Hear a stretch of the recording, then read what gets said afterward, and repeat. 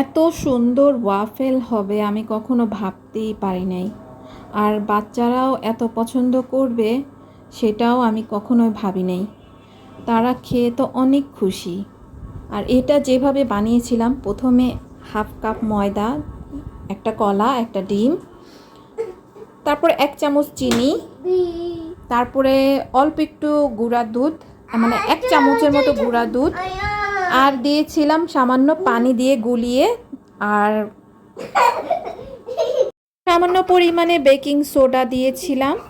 তারপরে একসাথে গুলিয়ে 1 মিনিটের মতো আমি ফ্রি হিট করে নিয়েছিলাম। তারপর তেল ব্রাশ করে আমি 1 চামচের মতো দিয়ে কিছুক্ষণ রেখেছি, 3 মিনিটের মতো।